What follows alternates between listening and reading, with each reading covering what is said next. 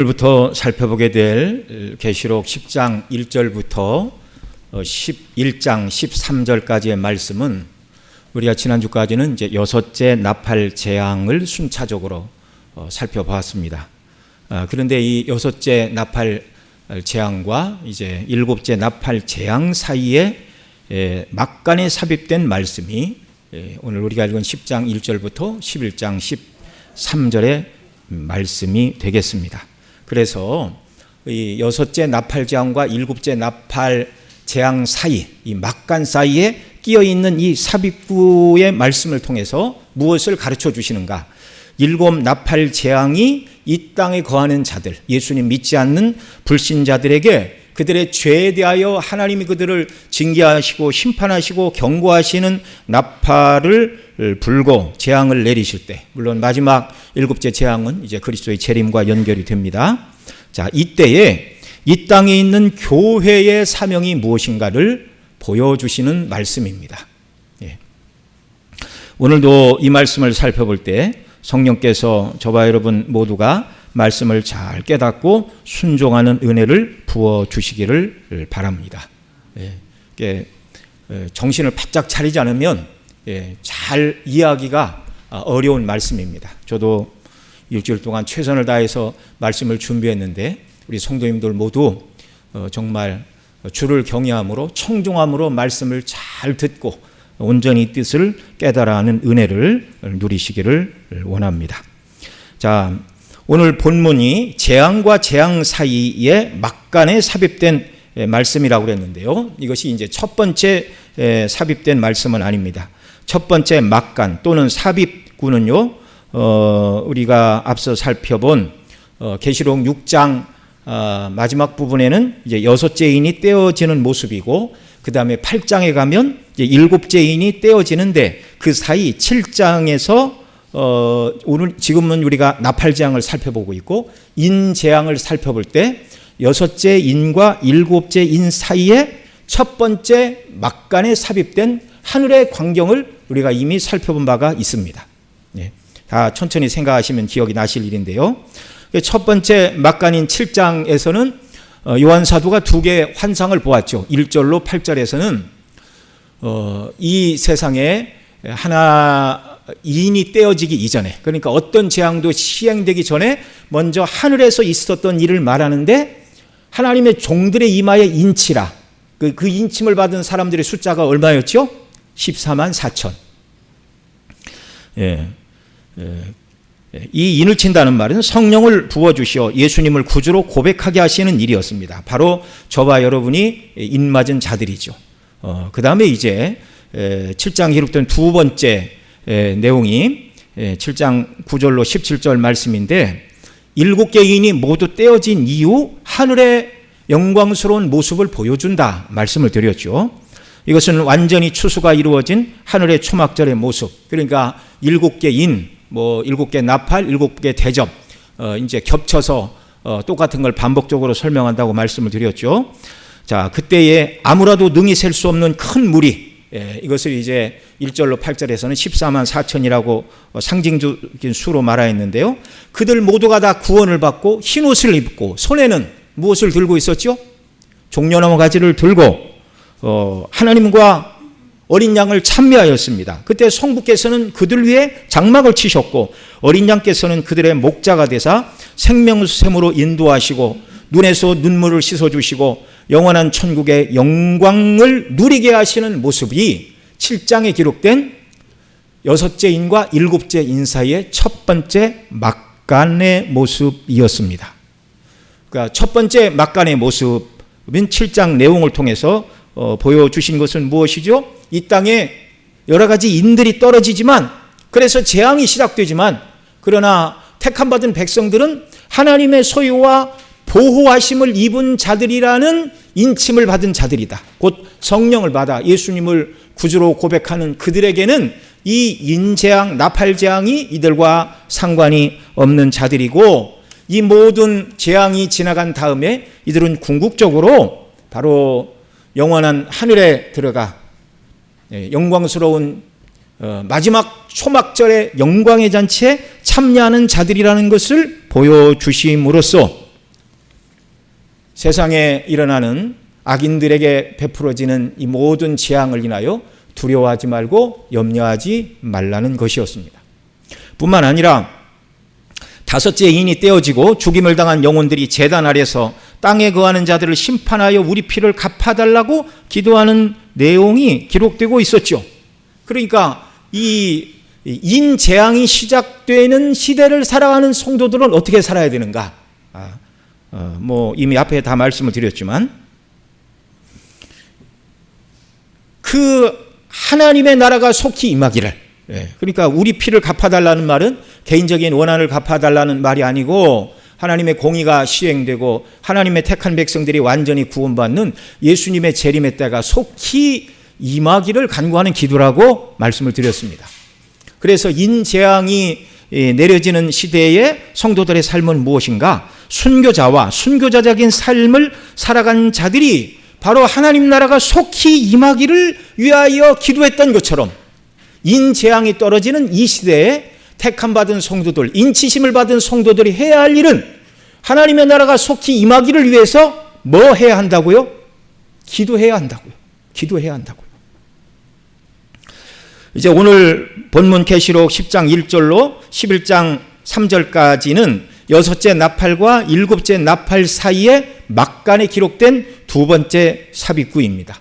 여기서도 뭔가 우리에게 가르쳐 주시는 교훈이 있기 때문에 나팔 재앙을 6가지를 말하고 일곱째 나팔 재앙을 말씀하기 전에 이 안에 중요한 내용을 다시 말씀해 주고 계신 것입니다. 여기서는 크게 보면 한 가지이고 조금 나누면 두 가지로 볼 수 있습니다. 먼저 10장에서는 힘센 천사가 오른발로 바다를 밟고 왼발로는 땅을 밟고 손에 펴놓인 두루마리를 갖고 서 계신 모습을 통해 보여주시는 교훈입니다. 자, 그런데 그 핵심 내용이 무엇인가?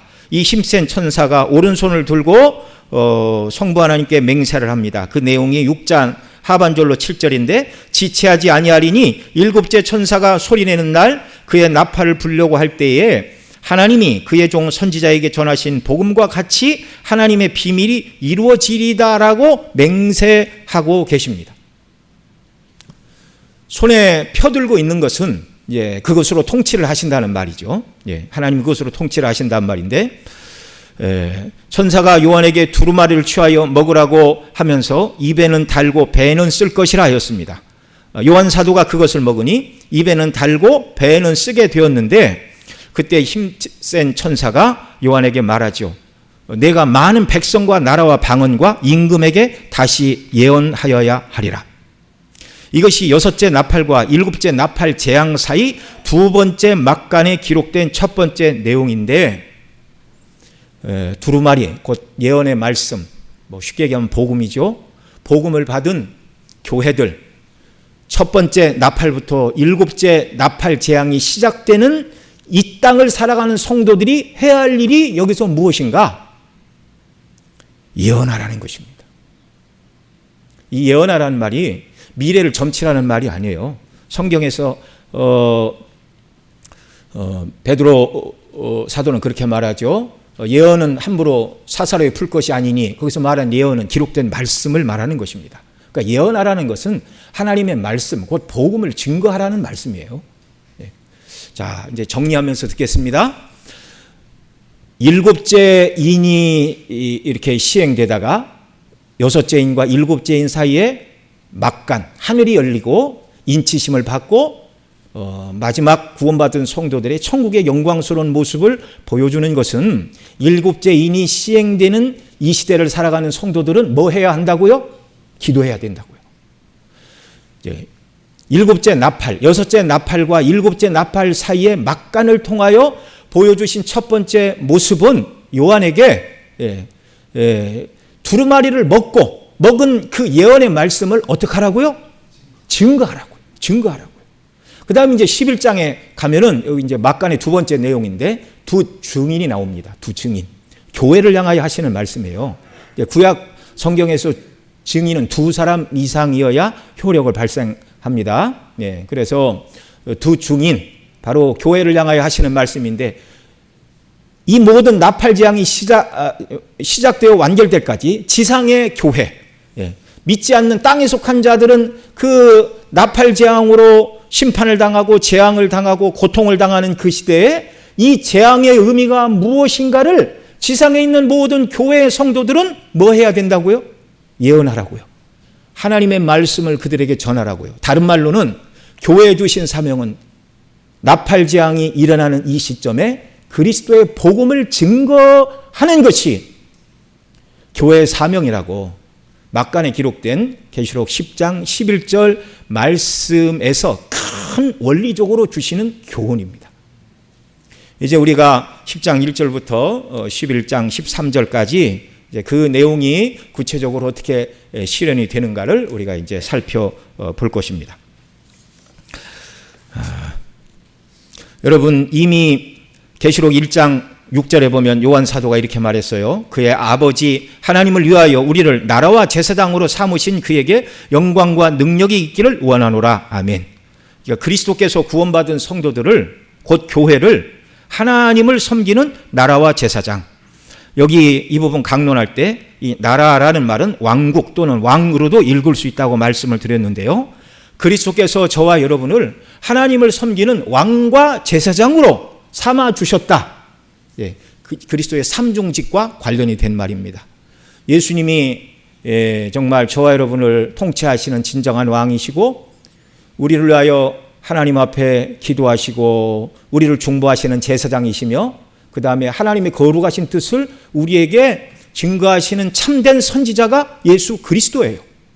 예수 그리스도 안에 있는 저와 여러분들을 이제 구원하사 하나님을 섬기는 왕적인 존재로 만들어 주셨고 또 하나님을 섬기며 불신자들에게 정말 하나님의 복음을 전하는 하나님과 죄인 사이를 연결하는 제사장으로 저와 여러분을 불러주셨다는 것 이미 앞에 다 살펴봤습니다. 그런데 오늘 우리가 살펴보고자 하는 이 계시록 10장 1절로 13절 말씀을 통해서는 이 세상을 향하여 하나님의 말씀을 가지고 예언하라. 곧 그리스도의 복음을 증거하라.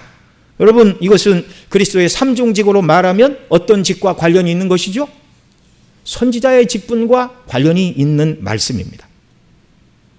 그러니까 지상의 교회는 하나님 나라가 완성될 때까지 이 땅에서 그리스도의 통치의 왕으로 참여해야 되고 제사장으로 하나님을 섬기고 그리스도 밖에 있는 자들을 하나님께로 인도하고 예수님 믿으라고 인도하는 제사장의 역할을 감당해야 될 뿐만 아니라 그 감당하는 방법 중에 하나가 하나님이 주신 말씀을 가지고 예언하는 것, 곧 하나님의 말씀의 핵심이요 진수인 그리스도의 십자가의 복음을 전하는 사명, 이 모두를 교회에 주셨다는 것입니다. 교회에 주셨다 이렇게 말할 때 교회에 주셨으니 목사님, 장로님들이 알아서 하시겠지 이렇게 받으면 안 돼요. 이 교회가 누굽니까? 바로 우리 자신이에요. 우리 자신. 우리 개개인 그리스도의 피로 구속함을 받은 저와 여러분 한 사람 한 사람을 향하여 주님이 하시는 말씀인 줄로 믿으시기 바라고 받으시기 바랍니다. 저와 여러분 모두가 동일한 구원을 받았어요. 동일한 구원. 똑같이 그리스도의 형상을 닮아야 되고 똑같이 주님께서 주신 명령을 이루어가야 하는 자들이라는 사실을 항상 기억하시기 바랍니다.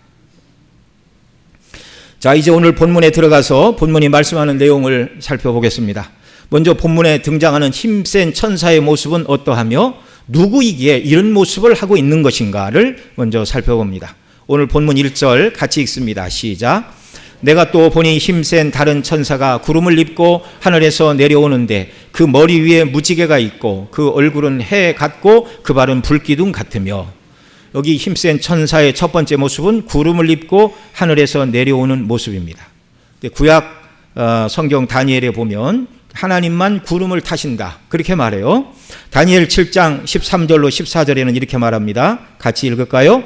내가 또 밤 환상 중에 보니 인자 같은 이가 하늘 구름을 타고 와서 옛적부터 항상 계신 이에게 나아가 그 앞에 인도되매 그에게 권세와 영광과 나라를 주고 모든 백성과 나라들과 다른 언어를 말하는 모든 자들이 그를 섬기게 하였으니 그의 권세는 소멸하지 아니하는 영원한 권세요 그의 나라는 멸망하지 아니할 것이니라. 아멘. 여러분, 여기 하늘 구름을 타고 와서 옛적부터 항상 계시니 곧 성부 하나님께 인도되어 권세와 영광과 나라를 받으시고 백성들의 섬김을 받으시며 그 권세가 소멸하지 않는 영원한 나라와 권세를 받은 분이 누구입니까? 예수 그리스도예요. 세상에 어떤 왕이 영원토록 다스리는 나라와 권세를 받습니까? 옛날 최고로 오래 통치한 왕이 몇 년이나 했을까요? 다윗도 40년, 사울왕도 40년, 솔로몬도 40년, 우리나라 영조 임금은 한 50년 했다고 그러대요. 여러분 100년도 통치를 못하는 거예요. 왕이라 할지라도. 이 영원한 나라의 왕, 우리 주 예수 그리스도이십니다. 이분이 구름을 타고 오신다. 여러분 이 구름을 타고 온다는 말을 우리가 그 서유기에 나오는 손오공이 구름을 타고 다닌다 그렇게 이해를 하면 안 됩니다. 여기 요한계시록 1장 7절에도 보면 볼지어다 그가 구름을 타고 오시리라. 여기 계시록 1장 강론할 때도 말씀을 드렸는데 이 구름을 타고 오신다. 구름은요 구약 성경에서 하나님의 영광을 상징하는 표현이었습니다. 영광을 입으시고 오신다. 영광 가운데 오신다. 그 말씀이에요. 자, 그러니 여러분 오늘 본문 1절에 기록되고 있는 구름을 타고 오시는 분, 이분은 바로 누구라고요? 우리 주 예수 그리스도의 모습입니다. 두 번째 이 힘센 천사의 모습이 그 머리 위에 무지개가 있고 이렇게 말씀하는데 여러분 머리 위에 무지개가 있는 분의 모습은 에스겔의 환상 가운데서 에스겔이 본 여호와 하나님의 모습이었습니다. 에스겔 1장 28절 같이 읽습니다. 그 사방 광채의 모양은 비 오는 날 구름에 있는 무지개 같으니 이는 여호와의 영광의 형상의 모양이라. 네, 거기까지만 읽어도 됩니다. 또 계시록 4장에서 보좌에 앉으신 성부 하나님을 표현하면서 4장 3절에 이렇게 말해요. 앉으신 이의 모양이 벽옥과 홍보석 같고 또 무지개가 있어 보좌에 둘렸는데 그 모양이 녹보석 같더라. 여러분 성경에서 무지개가 가장 먼저 등장한 것은 노아와 언약을 맺으실 때이죠. 홍수로 심판하신 다음에 하나님께서 언약을 맺으시면서 여자의 후손을 통하여 약속하신 구원을 성취하시기까지 이제 다시는 물로는 세상을 심판하지 않겠다는 언약을 하시면서 하늘에 띄우신 것이 바로 무지개였습니다. 그러니 여기 머리 위에 무지개가 있는 분은 바로 언약으로 그 백성을 구원하시는 예수 그리스도의 모습입니다. 세 번째로 힘센 천사의 모습은 그 얼굴은 해 같은 분 이렇게 말하죠. 계시록 1장 16절에 예수님의 모습을 말씀하면서 그 얼굴은 해가 힘있게 비치는 것 같더라 이렇게 말하고요.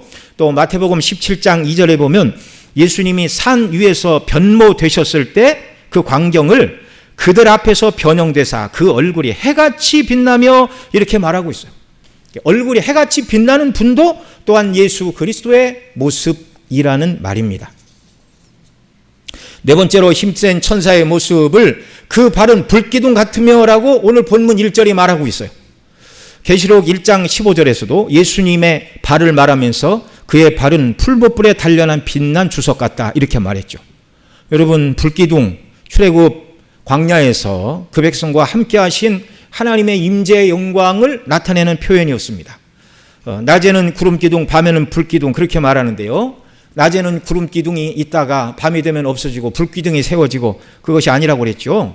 구름 속에 불빛을 머금은 하나의 기둥이 항상 있었습니다.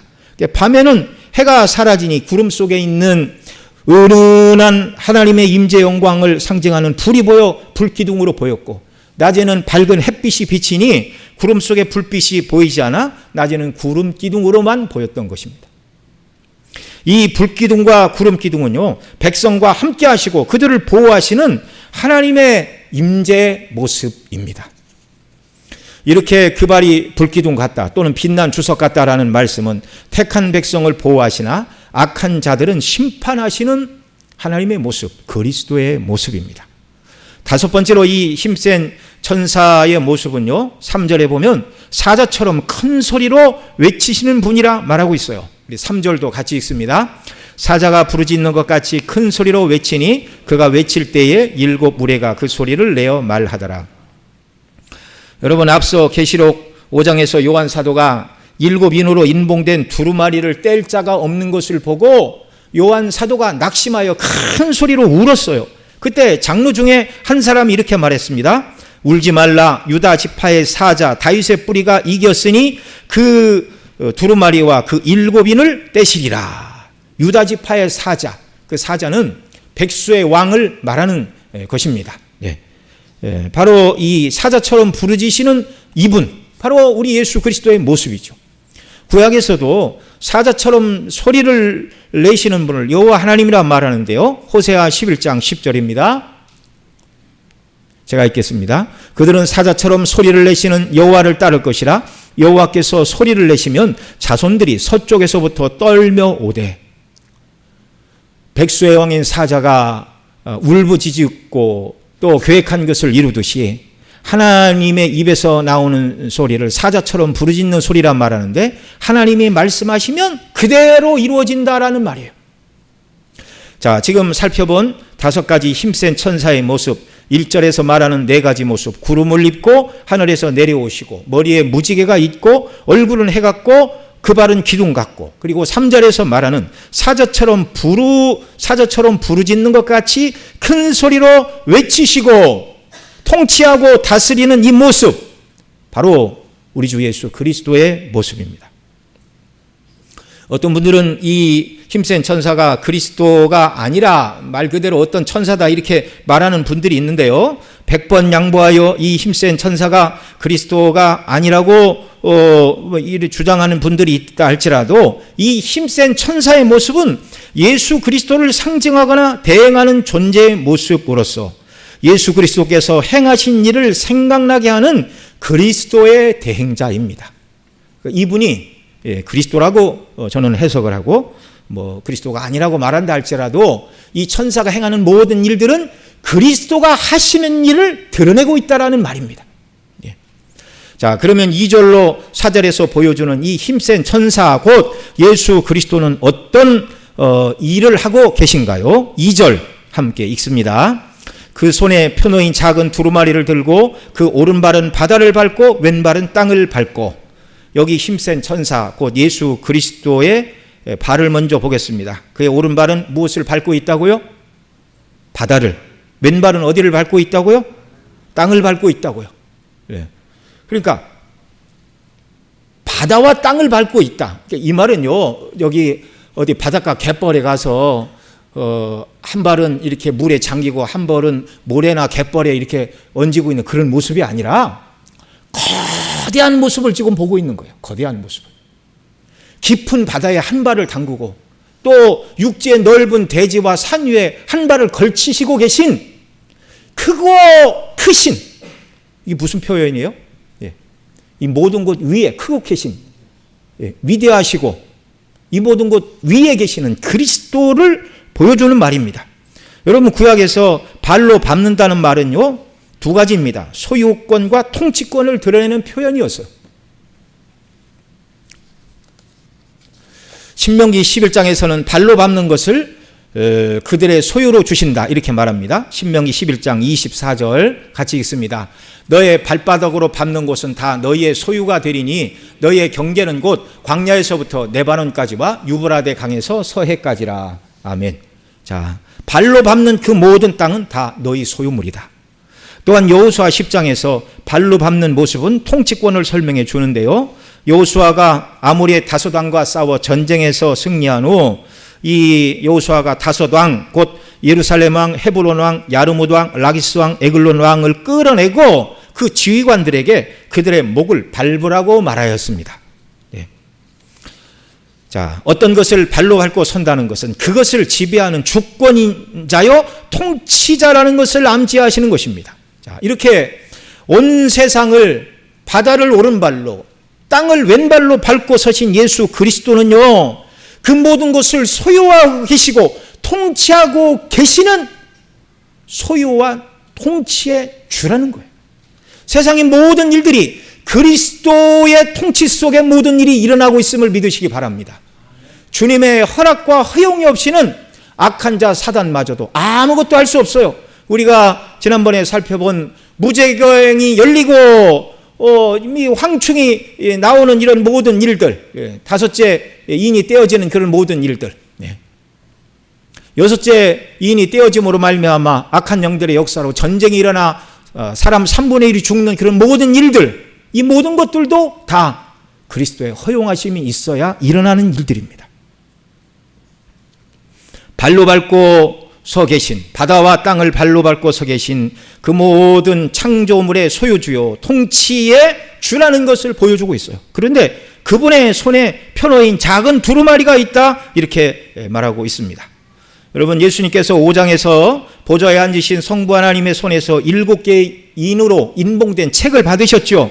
7인의 재앙을 통하여 하나씩 다 떼어 내셨습니다. 그런데 여기서는 그 손에 펴 놓인 작은 두루마리를 들고 계신 모습입니다. 계시록 5장에서 예수님께서 보좌에 앉으신 이 곧 성부 하나님께로부터 7개의 인으로 인봉된 그 두루마리를 받으셨는데, 그 두루마리를 헬라어에서 비블리온 이렇게 말하고 있어요. 5장의 두루마리를 비블리온. 근데 여기 10장에 기록된 작은 두루마리는 헬라어로 비블라리디온 이라는 말로 작은 두루마리라는, 지소어로 작은 두루마리라는 의미로 이렇게 말하고 있습니다. 그러니까 겉으로 보면 5장에서 이 두루마리는 비블리온 두루마리고, 10장에 기록된 이 작은 두루마리는 비블라리디온이라고 해서 작은 두루마리라, 그런 의미입니다, 1차적으로. 그러나 성경의 언어학자들은 이 두 단어가 별로 구분되지 않는다, 그렇게 말해요.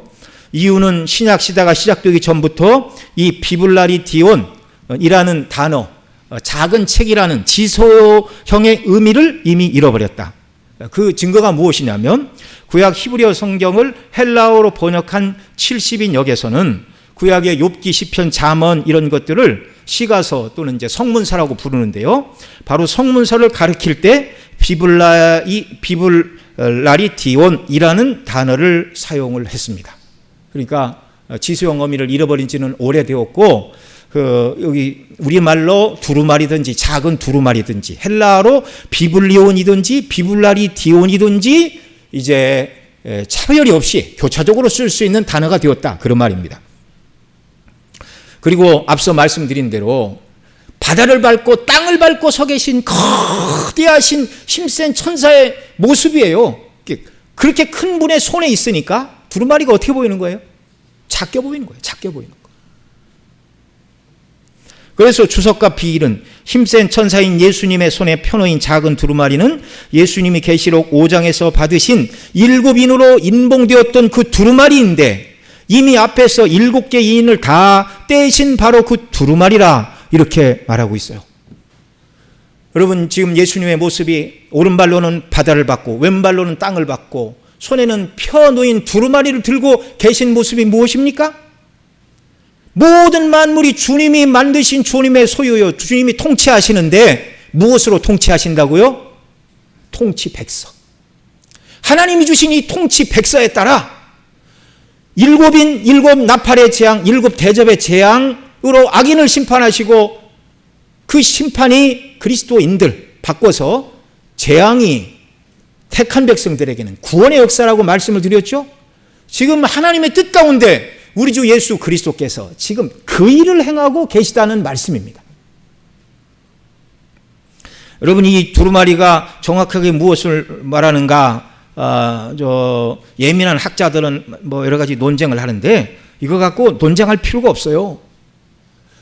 만유를 다스리시는, 부활 승천하사 하나님 우편의 왕으로 등극하신 그리스도께서 이 땅의 모든 것을 통치하시되, 하나님 아버지께서 세우신 통치 백서 계획에 따라 악한 자들을 징벌하시고 심판하시고 택한 백성을 구원하신다. 그러니 예수님의 손에 들고 있는 이 작은 두루마리는 통치 백서라고 해석을 하는 게 합당한 것입니다. 자, 여러분, 오늘도 우리가 살고 있는 이 세상이 힘 있는 자들의 정말 능력을 서로 시험하고 힘 있는 자들이 세력을 얻는 그런 전쟁터가 아니라는 걸 기억하시기 바랍니다. 모든 일은 누가 다스리신다고요? 우리 주 예수 그리스도께서 다스리십니다. 그러니 세상에 어떤 일이 일어나도 요동하거나 두려워하지 마십시오. 어떤 나팔이 불어 재앙이 떨어진다 할지라도 그것은 궁극적으로 우리에게 해를 입히지 않습니다. 지난주에 살펴본 대로 비록 전쟁이 일어나 성도들이 죽는 일이 있다 할지라도 그것은요, 우리를 멸망케 하는 게 아니에요. 성도의 죽음은 무엇입니까? 성화의 마지막 관문이고 영광의 나라에 들어가는 구원의 완성인 줄 믿으시기 바랍니다. 예수님 믿는 것이 정말 이렇게 복되고 영광스러운 일이에요. 그 다음 3절로 4절에서는 힘센 천사고 예수님께서 큰 소리로 외치실 때 7 우레가 발하였고 요한이 기록하려 했지만 인봉하고 기록하지 말라는 음성이 들렸습니다. 오늘 본문 3절로 4절 같이 읽습니다. 시작. 사자가 부르짖는 것 같이 큰 소리로 외치니 그가 외칠 때 7 우레가 그 소리를 내어 말하더라. 7 우레가 말을 할 때 내가 기록하려고 하다가 곧 들으니 하늘에서 소리가 나서 말하기를 7 우레가 말한 것을 인봉하고 기록하지 말라 하더라. 아멘. 7인과 7 나팔, 뒤에 가서 7 대접에 관한 모든 말씀은 다 기록하라고 하셔서 요한이 기록하여 오늘 우리가 읽고 또 이 말씀을 가지고 또 설교를 하고 있습니다. 그런데 여기 4절에 기록된 7 우레, 7 우레가 발한 그 소리, 이것은 인봉하라, 기록하지 말라 이렇게 말씀하고 있어요. 여러분, 이것은 무엇을 말하죠? 성경에서 하나님께서 모든 비밀을 우리에게 다 가르쳐 주시는 것은 아니라는 것입니다. 여러분, 우리가 신앙생활을 하면서 때로는 궁금한 것이 한두 개가 아니죠. 예를 들면 예수님은 언제 재림하시는가? 또 우리 개개인이 몇 살까지 살 건가? 아마 우리 중에 하나님께서 100살을 살게 하셨다라는 것을 확실히 안다면 아마 90살까지는 내 마음대로 살고 90 넘어서 교회 가겠다 이런 분들이 나올지도 몰라요. 하나님 모든 걸 다 가르쳐 주시는 게 아닙니다. 여러분, 재림의 때 예수님이 뭐라고 그러셨어요? 아버지의 권한에 두신 일이다 이렇게 말했죠. 그런데 교회사 속에서 하나님의 주권 속에 있는 일이다라고 재림의 때를 말하고 있는데 이 재림의 때를 자꾸 알려고 하는 사람들이 있어요. 이것은 알려고 하면 됩니까? 안 됩니까? 안 되는 거예요. 알려고 하다 보니까 악한 영과 접촉을 하여 날짜를 말하는 이단들이 나오는 거예요. 또 우리는 하나님께서 누구를 택하셨고 누구를 택하시지 않았는지 그 사람이 복음을 듣고 예수님 믿어 신앙을 고백하고 교회에 정교적으로 출석하여 하나님을 예배하는 온전한 성도가 되기 전까지는 택한 백성인 줄 우리가 압니까? 모릅니까? 몰라요. 또 믿음의 가정에 주신 자녀들 택한 백성일지라도 그 자녀들을 하나님께서 어느 때 은혜를 주시어 구원하실지 그 때를 우리가 압니까? 모릅니까? 몰라요. 이것도 하나님의 다 주권에 숨겨놓으신 일들이에요. 그래서 부모들은 자녀들을 위해 날마다 깨어서 기도해야 하는 것입니다. 그러라고 안 가르쳐 주시는 거예요. 우리가 인생을 살아갈 때 때로는 순경을 만나고 역경을 만날 수도 있는데 이런 모든 것들은 다 하나님이 가르쳐 주시지 않은 거예요. 그러나 여러분, 성경에 기록된 말씀만으로 예수님을 믿어 구원받고 하나님의 백성으로서 살아가는데 조금도 부족함이 없는 줄을 믿으시기 바랍니다.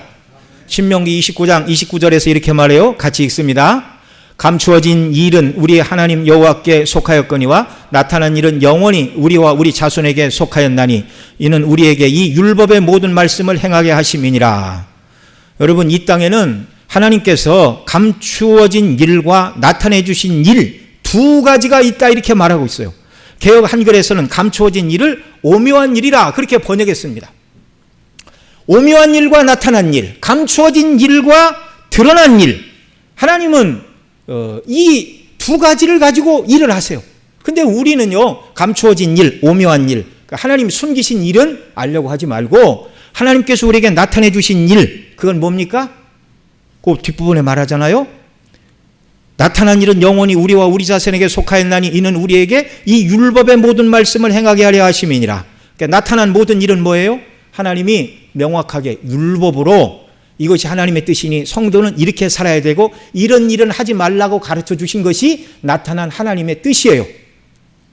그러나 오묘한 일, 감추어 주신 일, 오늘 본문 4절에서 말하는 7 우레가 울었습니다. 요한은 들었어요. 기록하려고 했는데 기록하지 말래요. 감추신 일도 있다는 것입니다. 이것을 알려고 하지 말고 성경은 우리가 예수님 믿고 구원 얻는 데 필요한 모든 내용을 다 기록한 책이지 세상의 모든 비밀, 하나님에 관한 모든 것을 다 기록해 주신 것은 아니라는 것을 알아야 됩니다. 여러분, 무한하신 하나님의 계획과 뜻과 통치의 방법을 우리가 다 알 수 있어요? 없어요? 없어요. 가르쳐 주셔도 몰라요. 우리 머리에 무한하신 하나님을 담을 수가 없는 것입니다. 하나님을 온전히 알고 하나님의 계획을 다 알겠다 이렇게 말하는 사람은요, 태평양 바닷물을 이 컵에다 다 담아보겠다 이렇게 말하는 것보다 더 무모한 발상인 줄 믿으시기 바랍니다. 가르쳐 주신 것만으로 충분해요. 너무 충분해요.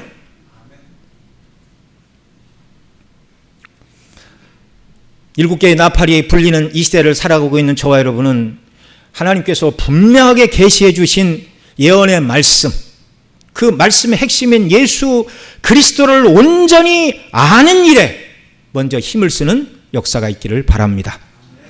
이 힘센 천사 곧 예수 그리스도께서 하늘의 하나님을 향하여 맹세하십니다. 5절 말씀 같이 읽습니다. 시작. 내가 본 바 바다와 땅을 밟고 서 있는 천사가 하늘을 향하여 오른손을 들고, 이 오른손을 드는 것은 구약에서 맹세를 하는 방식이었는데요, 창세기 14장 22절에서 이렇게 말합니다. 아브라함이 소돔 왕에게 이르되 천지의 주제이시오 지극히 높으신 하나님 여호와께 내가 손을 들어 맹세하노니. 이게 손을 드는 건 뭐 하는 일이라고요? 맹세하는 일이라고.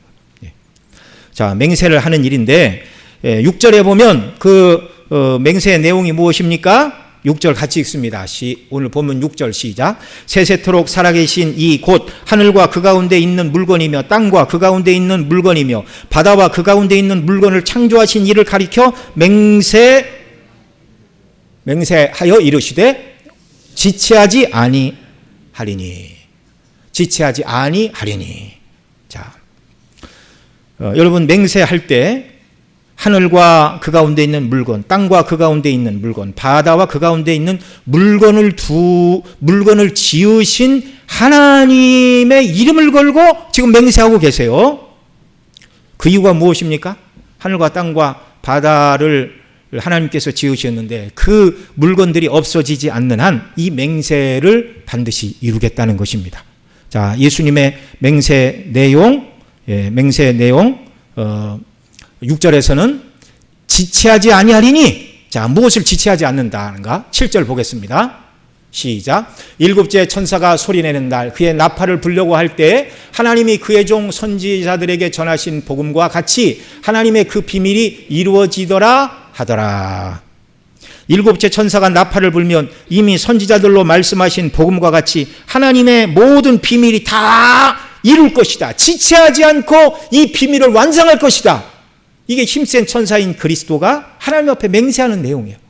여러분, 구체적으로 이 맹세가 어떻게 실현이 됩니까? 계시록 뒤에 가서 11장 15절로 19절에서 일곱째 천사가 나팔을 불 때 일어날 일을 말씀하고 있어요. 한 절씩 읽습니다. 일곱째 천사가 나팔을 불매 하늘에 큰 음성이 나서 이르되 세상 나라가 우리 주와 그의 그리스도의 나라가 되어 그가 세세토록 왕노릇 하시리로다 하니.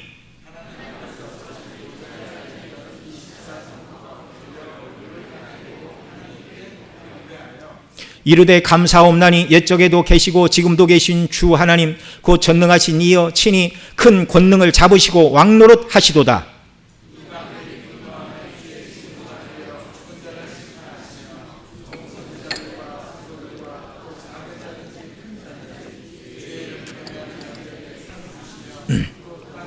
하는 자들을 멸망시킬 때로소이다 하더라. 19절 같이 읽습니다. 이에 하늘에 있는 하나님의 성전이 열리니 성전 안에 하나님의 언약궤가 보이며 또 번개와 음성과 우레와 지진과 큰 우박이 있더라.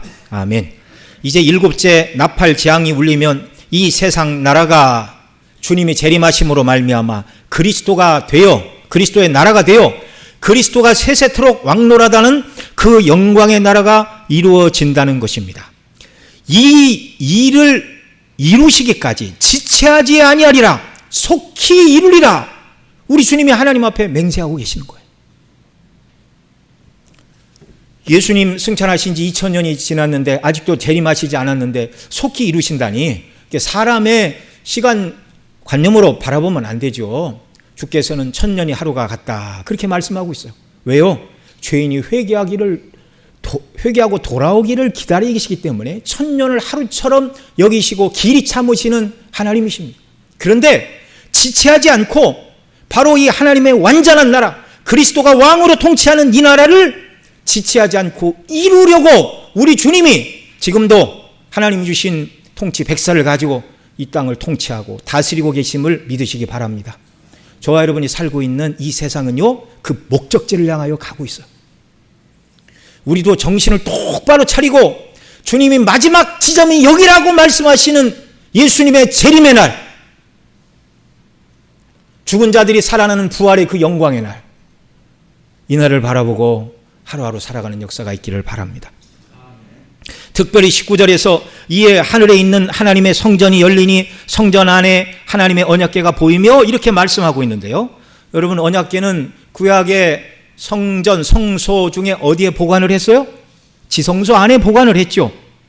하늘에 있는 하나님의 성전이 열리고 우리 눈으로 그 언약궤를 본다는 것은 하늘의 가장 깊은 곳, 하나님의 임재의 영광을 상징하던 지성소, 그것이 우리 눈에 열리고 우리가 그 지성소에 들어가 하나님의 임재의 영광 앞에 영원토록 서서 주와 교통하며 영생의 복락을 누리게 하신다. 그 일을 이루시기까지 지체하지 아니하신다. 우리 주님의 말씀입니다.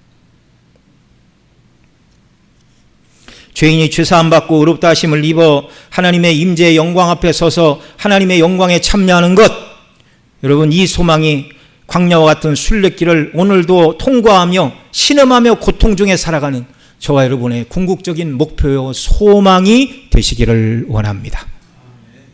끝으로 이 소망을 가지고 있는 자들에게 주님께서 8절로 11절에서 교회를 대표하는 요한에게 명하고 계신 것이 있어요. 먼저 8절 말씀 봅니다. 시작. 하늘에서 나서 내게 들리던 음성이 또 내게 말하여 이르되 내가 가서 바다와 땅을 밟고 서 있는 천사의 손에 펴 놓인 두루마리를 가지라 하거늘. 자, 일곱 나팔재앙이 부어지는 이 땅에서 성도는 늘 두루마리, 곧 하나님의 말씀과 함께 살아야 된다는 것입니다. 여기 요한은요, 교회를 대표로 해서 계시의 말씀을 받았고 이 말씀을 요한은 모든 지상교회에 다 주었어요. 그러니까 두루마리를 가지라는 말은 요한 사도 한 사람에게 하신 말씀이 아니라 예수님 믿는 성도 모두에게 주신 것입니다. 여러분, 7개 인이 떼어지고 인의 재앙이 쏟아지고 7 나팔이 불려지고 이런 7 나팔의 재앙이 시행되는 이 세상을 살아갈 때 성도는 무엇 붙들고 살아야 된다고요? 두루마리, 하나님 주신 말씀. 이 말은 집에 성경책 하나씩 갖고 사무실에 하나씩 놓고 살라는 말이 아니라 늘 읽고 묵상하며 말씀이 우리를 주장하게 하라는 것입니다. 둘째로는 이 두루마리기를 먹으라고 그랬어요. 9절 또 있습니다. 내가 천사에게 나아가 작은 두루마리를 달라 한즉 천사가 이르되 갖다 먹어버리라. 내 배에는 쓰나 내 입에는 꿀같이 달리라 하거늘. 자, 요한이 두루마리를 달라 하니 갖다 먹어버리라. 내 배에는 쓰나 입에는 꿀같이 달리라. 이렇게 말씀하고 있어요. 그래서 10절 또 있습니다. 내가 천사의 손에서 작은 두루마리를 갖다 먹어버리니 내 입에는 꿀같이 다나 먹은 후에 내 배에는 쓰게 되었더라. 자, 두루마리를 받아 먹으니 입에 꿀같이 달았는데 먹은 후에는 배에서 썼다. 여러분, 이렇게 말하고 있어요. 여러분, 이 두루마리를 먹으라는 말씀은 요한 사도에게 처음 하시는 말씀이 아닙니다. 에스겔에게도 이렇게 말씀을 하셨는데요. 에스겔 1장에 보면 그가 하나님의 영광을 보았죠. 영광을 보았고 2장에 보면 이제 두루마리를 주십니다. 예언하라, 패역한 족속에게 예언하라 하시면서 두루마리를 주셨어요. 그리고 3장에 보면 에스겔 3장 1절로 3절, 제가 봉독해드립니다. 또 그가 내게 이르시되 인자야 너는 발견한 것을 먹으라. 너는 이 두루마리를 먹고 가서 이스라엘 족속에게 말하라 하시기로 내가 입을 벌리니 그가 두루마리를 내게 먹이시며 내게 이르시되 인자야 내가 내게 주는 이 두루마리를 내 배에 넣으며 내 창자에 채우라 하시기로 내가 먹으니 그것이 내 입에서 달기가 꿀 같더라. 두루마리를 주시고 먹으라고 하신 이 말씀은요, 먼저 에스겔에게 주셨던 말씀이에요. 에스겔이 받은 두루마리가 지금 바다와 땅을 밟고 서신 힘센 천사 그리스도의 손에 들려있던 통치 백석 같은 두루마리입니다. 같은 두루마리. 여러분, 이 두루마리를 먹으라는 말씀은 뭐예요? 이게 상징적인 표현입니다. 구약의 두루마리는 양피지, 그러니까 양을 잡아서 이렇게 그 껍질을 잘 말려가지고 거기에 글자를 썼잖아요. 그 먹으라는 말이 그 가죽을 그냥 우거우거 그렇게 먹으라는 말이 아니에요. 이 다 빠집니다. 그걸 정말 먹으려면 물에 불려갖고 칼로 자르고 잘 끓여서 먹어야 돼요. 여기 이 두루마리를 먹으라는 말씀은 상징적인 표현인데, 여러분, 두루마리는 하나님의 말씀을 상징하는데요, 성경 곳곳에서 하나님의 말씀을 음식으로 표현하고 있어요. 음식으로. 이사야 55장 2절 너희가 어찌하여 양식 아닌 것을 위하여 은을 달아주며 배부르게 못할 것을 위하여 수고하느냐. 내게 듣고 들을지어다. 그리하면 너희가 좋은 것을 먹으며 너희 자신이 기름진 것으로 즐거움을 얻으리라. 여기 하나님의 말씀을 듣는 것을 좋은 양식을 먹는 것이며 기름진 것으로 즐거움을 누리는 것이다. 이렇게 말씀하고 있어요. 하나님의 말씀을 뭐로 표현하고 있다고요? 먹는 양식으로. 그래서 신약의 베드로 사도는 하나님의 말씀 신령한 젖을 사모하라 말하고 있고, 히브리서 기자는 성숙한 그리스도인들이 들어야 될 말씀을 단단한 식물을 먹어야 하는 자들이 돼 너희가 아직 젖이나 먹고 있다. 그렇게 말하고 있잖아요. 두루마리 곧 말씀은 성경에서 우리가 먹어야 될 양식으로 표현하고 있습니다. 두루마리를 가져라. 내 것으로 소유하고 그 다음 먹어라.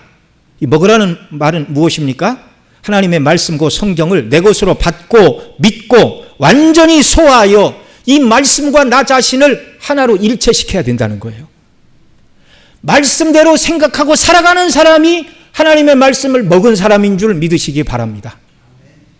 여러분, 예수님 뭐라고 그러셨어요? 요한복음 6장에서 내 살을 먹고 내 피를 마시는 자는 영생을 누린다, 그렇게 말씀하셨는데 어떻게 예수님의 살을 먹고 피를 마십니까? 그 말이 아니죠. 우리의 구주가 되시는 예수 그리스도를 믿고 구주로 받고 그 예수님과 연합되고 동행하며 살아가고 예수님을 사랑하며 그 뜻대로 순종하는 삶, 이것이 바로 예수님을 먹고 마시는 삶인 줄 믿으시기 바랍니다.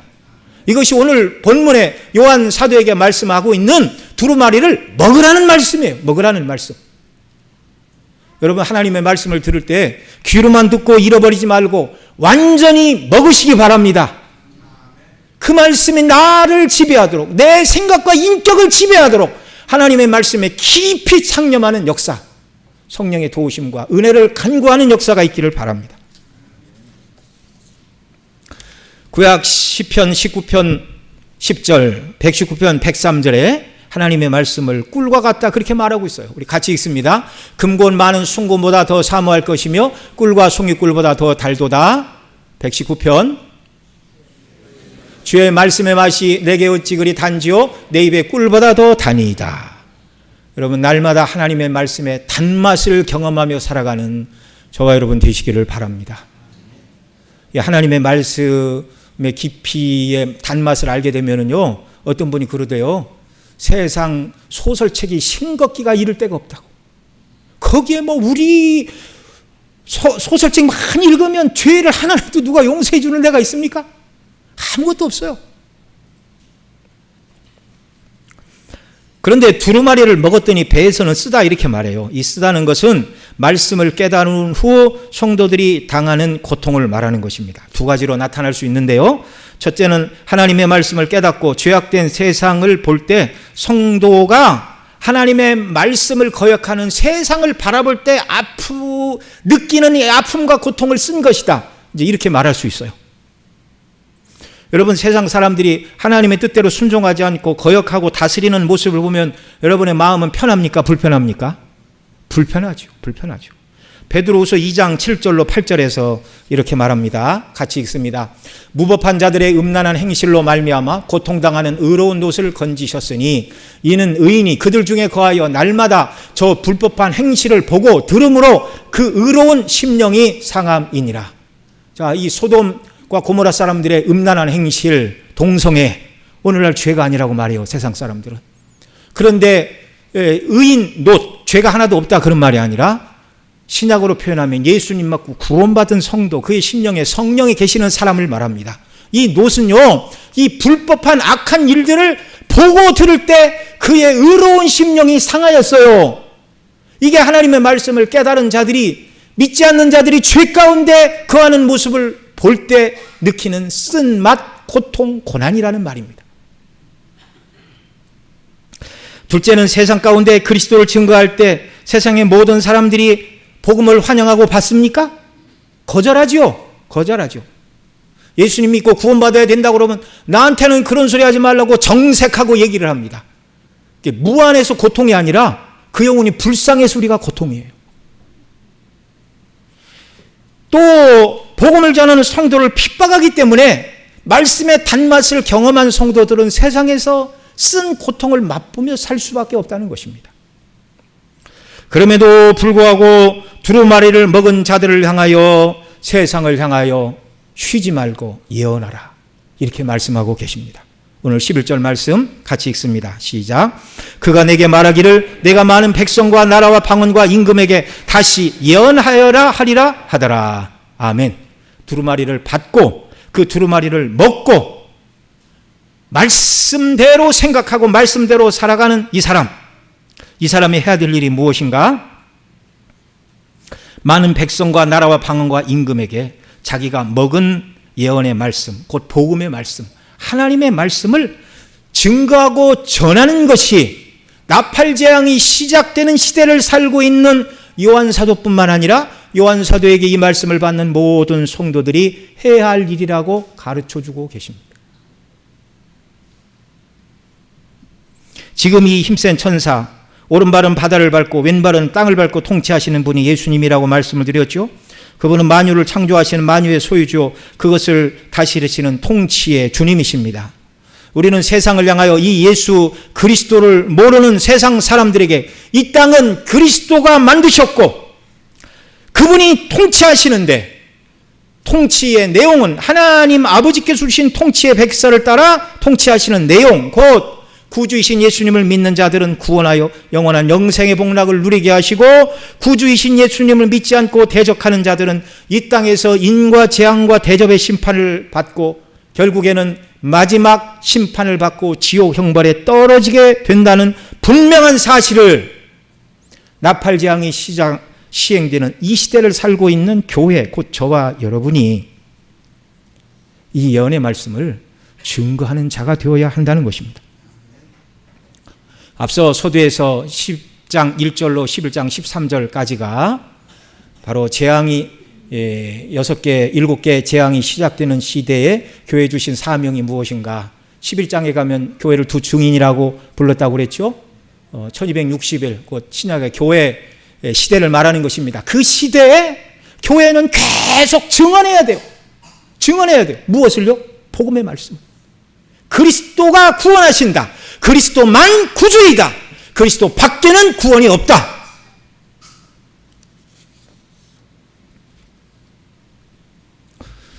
우리는 말씀을 인하여 단맛을 느끼고 정말 나를 구하는 생명의 말씀, 달고 오묘한 말씀이라는 것을 깨달은 자들은 이제 이 말씀을 증거하는 자들이 되어야 됩니다. 비록 배에는 쓰게 되는, 믿지 않는 자들의 악한 행실을 보고 고통을 당하고 그들이 복음을 거절하는 일들을 통하여 우리 마음에 아픔을 느낀다 할지라도 주님 다시 오실 때까지 저와 여러분 모두는 복음을 전해야 됩니다. 앞서 6째 인과 7째 인 사이에 하늘이 열리고 구원받은 성도들이 세상의 모든 인의 재앙으로부터 벗어나 있는 자들이고 궁극적으로는 하늘에서 영광을 누릴 자들이라는 걸 살펴봤죠. 그 소망을 가지고 있는 자들이 그 나라가 이루어지기까지 이 땅에서 그리스도의 복음을 증거하는 일에 힘을 쓰고 최선을 다해야 된다는 것입니다. 여러분, 이 말씀을 들으실 때 그건 뭐 목사님이나 뭐 해당하는 말이지 우리 같은 평신도에게 뭐 해당이 되나? 여러분, 앞서도 말씀을 드렸죠.